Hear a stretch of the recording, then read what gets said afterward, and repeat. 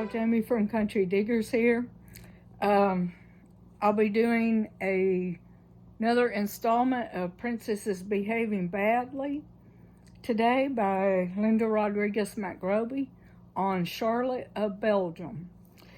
And me and Tara are going to get out hopefully Monday, so we'll be doing a different kind of video then, hopefully a dump digging video, and we'll get back to you on that one. But right now, another history, so stay tuned. Charlotte of Belgium, the princess who scared the Pope. June 7th, 1840 to January 19th, 1927. Mexico, both real and imagined. A polite princess, a polite anyone really, knows not to stick her finger in the Pope's hot chocolate.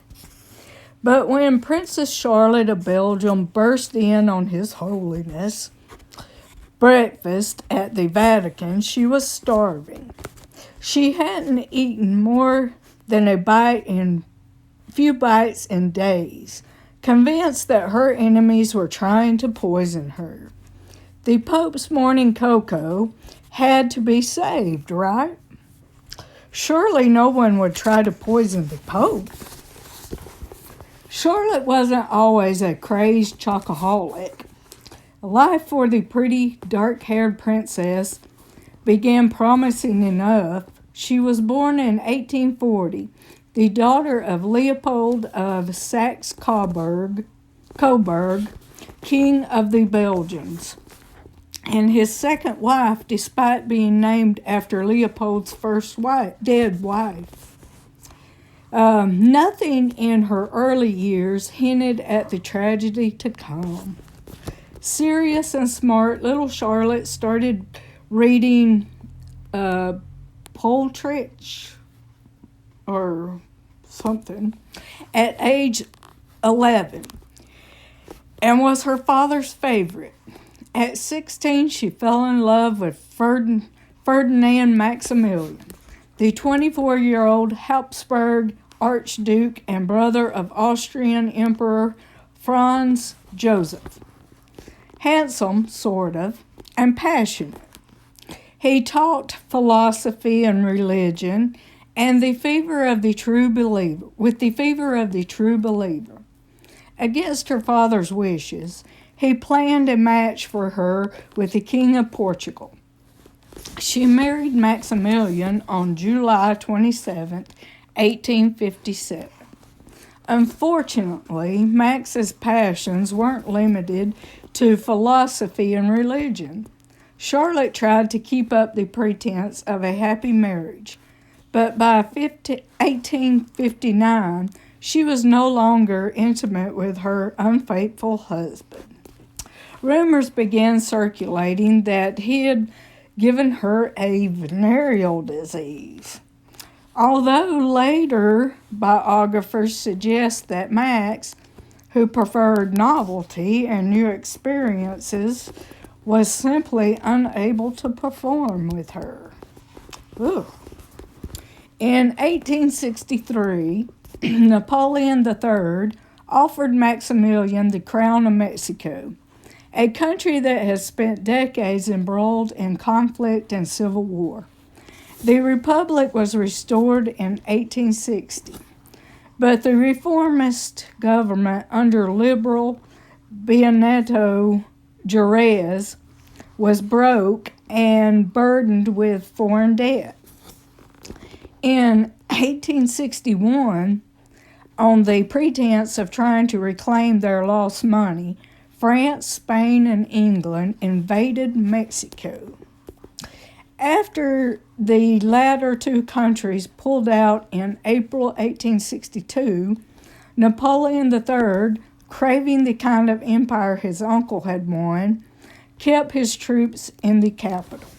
Maximilian was part of the French emperor's plan to solidify his claim in Latin America and form an alliance with Austria. But from the moment Max marched into Mexico City in June 1864, it was clear the whole Mexican empire was an illusion. Most Mexicans did not want a foreign ruler. Who would? Few cheered when the new emperor paraded through the city. They had good reason to be angry. On every corner of the squalid capital, people left maimed and poor by the last war were begging for food. No one working for the imperial government had been paid, and debts were mounting. At first, Charlotte was keen to get to work. "This country is a vast field in need of cultivation," she wrote to her first cousin, Queen Victoria of Britain, adding that there was nothing else to do but to till that field, but the hand at the plow was shaky. Maximilian was a bad leader, as bad a leader as he was a husband.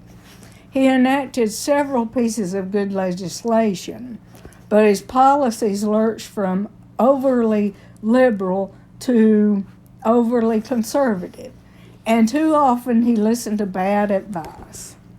Meanwhile, Benito Juarez was running a rebel government in Chihuahua, which the American government, among others, recognized as official in 1865. Napoleon III faced increasing international and domestic pressures, as well as the continued resistance of Mexican rebels, was threatening to take his troops and go. As the situation deteriorated, so too did Charlotte's mental stability. She had tried to take an active interest in her imperial duties, touring the Yucatan and hosting charity events. But by 1865 and 66, she was wilting. She hated Mexico City and began to find it overwhelmingly dirty and dangerous. She suffered terrible headaches, a deep melancholy that she had fallen into after her father died, never truly dissipated. With the end of sexual relations with her husband, she no longer hoped to have a child. The Mexican public taunted her for being a barren woman. At the same time, word reached her that the gardener's wife at her husband's Curvicio retreat was carrying his child. Just 26 years old, Charlotte sent increasingly incoherent letters to Maximilian that revealed a woman on the verge of a breakdown. "I think you should send Queen Victoria a decoration so you can get the garter. God have mercy on our souls in purgatory. I think it is going to snow." But when Napoleon III gave the order to cut off all marital and financial support, and reason demanded that Max abdicate, Charlotte sprang into action to defend her throne. In August 1866, she traveled alone to Europe to appeal directly to the French leader. The Empress's mental state was questionable even before she left Europe, but the strain of her critical mission proved overwhelming, according to accounts. She was thin and haggard and seemed far from the serious but youthful princess who had left Europe less than 3 years before. The meeting with Napoleon III took place behind closed doors. Later, Charlotte accused her host of trying to poison her. A second meeting went even worse, ending with Empress Eugenie pretending to faint to stop Charlotte's raving about the wrongs done to Mexico and the promises made by France. Then Charlotte went completely mad, seemingly undone by her failure to convince the French monarch to continue propping up the Mexican Empire, she decided that duplicitous Napoleon was the devil himself, out to destroy her and her husband. She became obsessed with the idea that the emperor's assassins were trying to poison her food and drink. Throughout her European visit, Charlotte raved that her father, mother, and Prince Albert had all been poisoned. Even now she claimed prisoners were trying to kill her too. Some evenings she would eat only oranges and nuts, examining the peels and shells to make sure they were intact. She saw spies everywhere. While traveling in Italy, she was convinced that a peasant in a field had come to kill her on Napoleon's orders. An organ grinder in the streets of Lausanne was another of his murderers. Her entourage, who had come with her from Mexico because the objects of her grave suspicion and her periods of lucidity were few and further between. Just when it seemed as if Charlotte couldn't go any crazier, she did. On September 30th, while in Rome, she offered a carriage to drive her to the famous Trevelli Fountain. Once there, she jumped down and gulped desperate handfuls of water, muttering, "Here at last! It will not be poisoned. I was so thirsty." Then she ordered the carriage to take her to the Vatican, where she demanded an audience with Pius the IX. That's IX 11 or 9. I don't know. Roman numbers confuse me. Flushed and shaking, Charlotte begged him to protect her from Napoleon's assassins. Seeing a cup of hot chocolate on the table, she pounced on it, dipping her fingers in and licking them, wailing, "I'm starving. Everything they give me is poisoned." Charlotte refused to leave the Pope's presence, spending hours ranting about the situation in Mexico. By midday, the storm seemed to have passed. At lunch, she behaved almost normally, save her demand to eat off the same plate as her lady-in-waiting, and by the afternoon, she was persuaded to return to her hotel. But upon noticing that her room keys were missing, they had been taken with the intention of locking her in that night, she became hysterical and demanded to return to the safety of the Vatican. So at 10 that night, they all trooped back, while the patient Pope ordered that the library be turned into a bedchamber. "Nothing is spared in this life," he remarked wryly. "Now a woman has to go mad in the Vatican."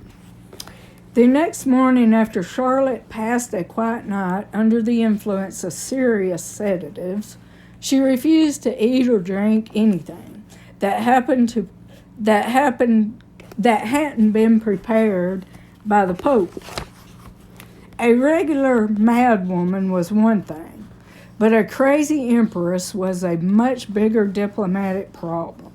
Tongues were wagging, and it became clear that someone had to figure out how to extract Charlotte from her papal safe haven. One of the cardinals hit upon asking the Mother Superior of a local convent to invite Charlotte to visit the orphans in their care. A flattered Charlotte agreed, at first playing the role of the kind, charitable empress. But then she was shown the kitchens, where she commented on the delicious smell wafting out of the cooking pots. The nun showing her around offered her some of the ragout using a knife that had a speck of dirt on it. Charlotte began screaming, "It's poison! Only God has saved me." But she was still starving. She hadn't eaten since early that morning, and in her deranged state, she thought that meat snatched directly from the boiling pot would be safe. The burns to her hand were so bad that she fainted while having them dressed. The doctors could see that Charlotte was suffering from a severe congestion of the brain. Yeah. And as they wrote to her husband, but what to do about it beyond a steady diet of bromades, which is sedatives, was unclear. The week between September 30th, when Charlotte burst in on the Pope, and October 6th, when she was committed to the care of an imperial physician, was a long one. Her hotel emptied of guests to minimize the risk that Charlotte would fly into another violent rage over assassins coming to kill her. In the mornings, she would direct a carriage to drive her to one of Rome's many fountains, where she would fill a crystal jug and drink from a glass she had taken from the papal rooms. She refused to eat anything that hadn't been prepared in front of her. Her servants brought live chickens to be killed and trussed before her eyes and kept them tied to the legs of a gilded table in her royal suite. Her letters to Max careened from loving missives by a woman convinced she was dying to an embittered paranoia convinced that her husband had been trying to murder her. Back in Mexico, Max was waking up to the fact that his empire was a hopeless cause. His wife was insane, French troops were leaving, and a bloody civil war was well underway. But rather than abdict his throne, abandon his followers, and return to Europe in shame, he decided to stay. It would be an act of suicide.